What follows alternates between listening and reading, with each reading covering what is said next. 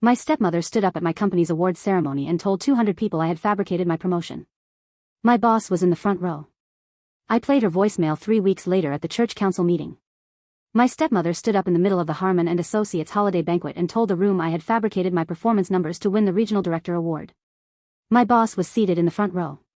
200 people went quiet. I was already at the podium, plaque in hand. I set it down carefully, smiled at the crowd, and said, "Thank you. I'll be brief." I did not look at her. I did not raise my voice. If this is your kind of story, subscribe and drop a like. It's free, takes 2 seconds, and it keeps the Reddit dopamine coming. Okay, back to the story. 3 weeks later, at the Grace Fellowship Church Council meeting, I played a voicemail on speaker in front of 11 people who had trusted her for 20 years. That was the last time anyone in that room called her a woman of integrity. I should tell you who I am first, so you understand what she was trying to take. My name is Karen. I am 38 years old. I have worked in regional sales management at Harmon and Associates in Minneapolis for 14 years, starting as an account coordinator at 24 with a business degree and $3,200 in my checking account. I earned every promotion in documented increments. My father, Paul, married my stepmother, Linda, when I was 11 years old. She was 31 then, a Sunday school teacher who smelled like lavender and who brought my brother and me handmade cards on our first meeting. I want to be honest about that. The early years were not all bad. She made an effort, for a while. My mother died when I was 9. Ovarian cancer, 11 months from diagnosis to funeral. My father was devastated in the way some men are, quietly, and then overcompensating by falling in love with the next woman who was organized and certain. Linda was both. She ran the church's women's ministry, kept a color-coded household calendar, and had opinions about everything. Including me. The shift started when I was about 14. I am not a dramatic person. I am not going to tell you she was a monster from day one, because that would be a lie. The shift was subtle enough that I spent years questioning whether I imagined it. She started correcting me in front of people. Not cruelly, always with this patient, resigned tone, the way you'd correct someone who should know better by now. She would retell stories about me to her church friends with small adjustments that made me sound scattered or dishonest. Paul, she told my father once when I was 16, after I'd gotten a summer job at a marketing firm without asking for her input, Karen doesn't think about how her choices affect the family. I heard it through the kitchen wall. I didn't say anything then either. By the time I was in college, there was a pattern. I would accomplish something. Linda would find the angle that diminished it. I got a scholarship. She told her friends my father had called in a favor with the dean, which was not true. I got promoted to senior account manager at 29. She told my Aunt Emma that I had a very accommodating boss, which was her way of implying I had not earned it. These were not screaming matches. They were small, sustained erasures. The kind that leave no bruises. There is one incident from 5 years ago that I want to describe specifically, because it matters later.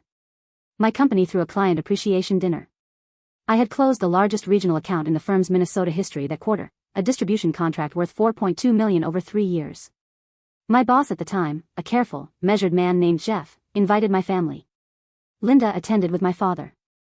Halfway through the dinner, while Jeff was talking to my father about the account, Linda said, clearly, within earshot of the table, Karen has always been good at charming the right people at the right moment.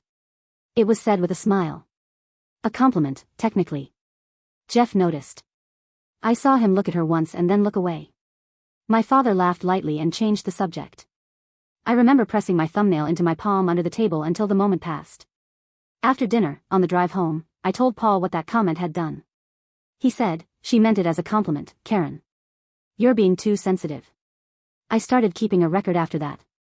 Not obsessively. A notes app on my phone.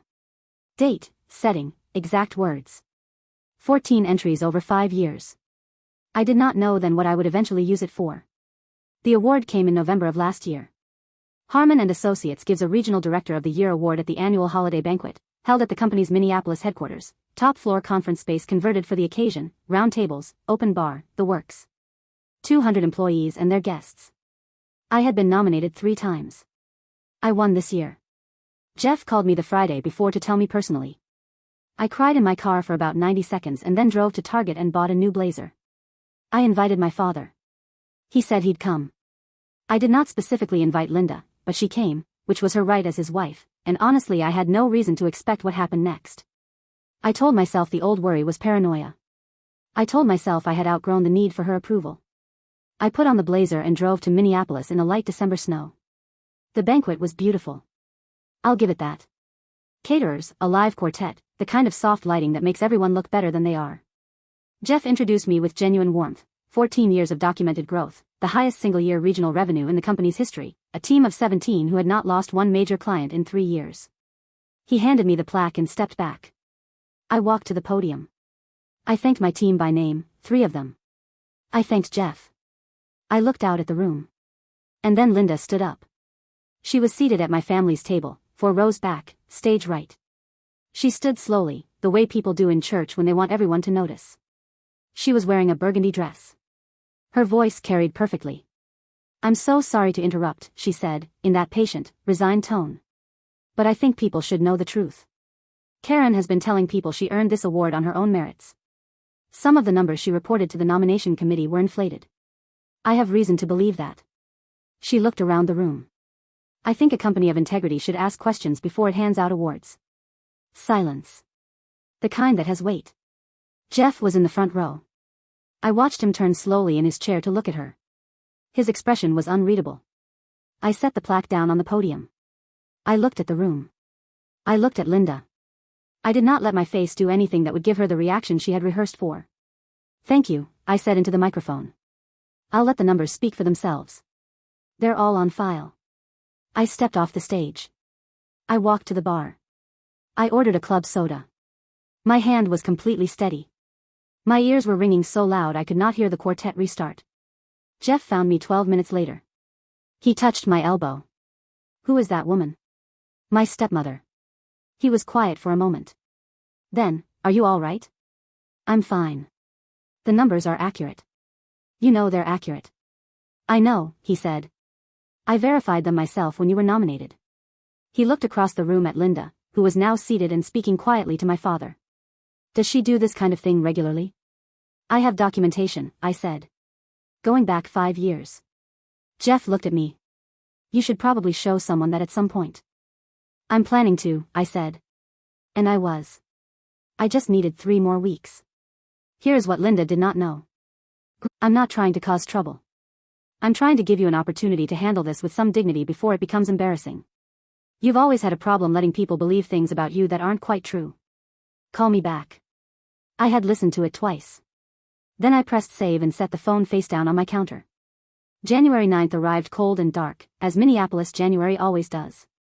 Grace Fellowship's church council met in the fellowship hall, a large room with folding tables pushed into a rectangle, fluorescent lights, a coffee urn that was always half full. Emma had arranged for me to attend as a concerned ministry member, presenting information relevant to the audit. The council had 11 members. Linda was one of them. The denominational auditor, a measured woman in her 50s named Heather, had been on site for 2 days reviewing records. She had findings. I arrived early. Emma was already there, seated at the far end of the table, wearing a dark blue cardigan, her hands folded in front of her. She looked at me when I walked in and gave a single small nod. I sat beside her. I set my phone on the table face up. Council members filed in over the next 10 minutes. Linda arrived with the pastor, talking easily about the Christmas program. She saw me at the table. Her expression shifted, just slightly, just for a second, and then she smiled at me with all the warmth of someone who has practiced warmth until it no longer costs them anything. "Karen. I didn't know you'd be here tonight." "I was invited," I said. Heather opened the meeting with standard procedural business. The audit findings were the 3rd item on the agenda. When she reached them, she laid a printed summary flat on the table and spoke without dramatic emphasis, the way professionals do when the numbers are dramatic enough on their own. Over 26 months, across 14 ministry fundraising events, there were discrepancies in the deposited amounts totaling $4,380. The discrepancies occurred exclusively in cash handling events. The signature on the cash reconciliation forms for 12 of the 14 events was Linda's. The room was very quiet. Linda's voice was steady. "Those are bookkeeping errors. Cash events are messy. Anyone who's managed ministry finances knows that. The pattern is consistent," Heather said, without inflection. "And the discrepancies trend in one direction. Not random variance." "I've been running this ministry for 11 years, Linda said. "I think my record speaks for itself." I looked at her. She was looking at Heather. Around the table, I could see council members looking at each other, at the printed summary, at their hands. A man named Paul, not my father, another Paul, an elder who had been at Grace Fellowship for 30 years, was frowning at the summary with his reading glasses pushed up on his forehead. There's additional information, Emma said quietly. If the council would permit it. The pastor nodded. Emma looked at me. I picked up my phone. I found the voicemail. I pressed play and set the phone on the table. Linda's voice filled the fellowship hall, clear and patient and exactly as I remembered it. Karen, I've been hearing things about this awards situation at your company that concern me. I think you should know that not everyone is as impressed as you'd like them to be. There are people at the church who know people at Harmon, and the word is that your numbers have been, well, let's say adjusted to look more favorable. I'm not trying to cause trouble. I'm trying to give you an opportunity to handle this with some dignity before it becomes embarrassing. You've always had a problem letting people believe things about you that aren't quite true. Call me back. I watched Linda's face while it played. She did not move. She had the specific stillness of someone deciding, very quickly, which version of this moment they can survive. I watched her eyes go to Heather, then to the elder Paul, then to the pastor, reading each face in sequence. None of them gave her anything. When it ended, I said, she left that voicemail on November 21st. 3 weeks before she stood up at my company's holiday banquet and told 200 people, including my employer, that my performance numbers had been adjusted to look more favorable. I paused. She has always had a problem letting people believe things about me that aren't quite true. I used her exact words. I had been saving them for a specific purpose. Emma set her handwritten notes on the table, dates, event names, the dollar amounts she had counted herself versus the amounts announced from the pulpit. 14 months of careful watching from a 71-year-old woman in a dark blue cardigan who had loved my mother and had never stopped paying attention. The elder Paul took off his reading glasses and set them on the table. Linda, he said. I've known you for 20 years. I need you to explain to me, in plain language, where this money went. Linda said, I think this meeting has gone in a direction that isn't appropriate without legal counsel present. The room understood what that meant. I did not stay for what came after. I had said what I came to say. I squeezed Emma's hand, picked up my phone, and walked out into the January cold. The parking lot was empty. My breath made small clouds. I sat in my car for a few minutes with the heat off, listening to the engine tick. My father called me at 9:47 that night. What did you do? I played a voicemail she sent me. In a room full of people she'd been stealing from. You don't know that she... Paul. I had not called my father by his first name since I was 11 years old. I heard him go quiet. She stood up at my company's award ceremony and told my boss I fabricated my results. She left me a voicemail 3 weeks before doing it. The church audit found $4,000 in discrepancies that all traced back to her signature. I documented everything. I have been documenting everything for 5 years. This is not me being too sensitive. Long silence. She said she only wanted to protect. She wanted to be believed, I said. That's the only thing she ever wanted. And she used me to get there. He didn't have an answer for that. The church council voted 2 weeks later to refer the financial matter to the denominational board and remove Linda from her council seat pending the outcome of a formal inquiry. She resigned from the women's ministry the same day, before they could ask for the resignation. The denominational board's process moved slowly, these things always do, but by spring there was a formal finding. A restitution agreement. $4,380, paid back in installments, plus a 2-year bar from any financial ministry role in the denomination. Jeff, for his part, sent a brief email to the company's HR director the week after the banquet formally noting that the regional director award had been granted following full verification of nominee data, and that any suggestion of inflated numbers was without basis. The email was distributed internally. It was quiet and clinical and exactly right. I kept the plaque. It's on the wall in my office, the same wall where I used to keep a photo of my father and Linda at their wedding, which I had put there because I was 11 and I wanted to. I took the photo down a long time ago. I didn't throw it out. It's in a box in my closet, which is maybe more than she deserved. Emma and I have lunch on the first Sunday of every month.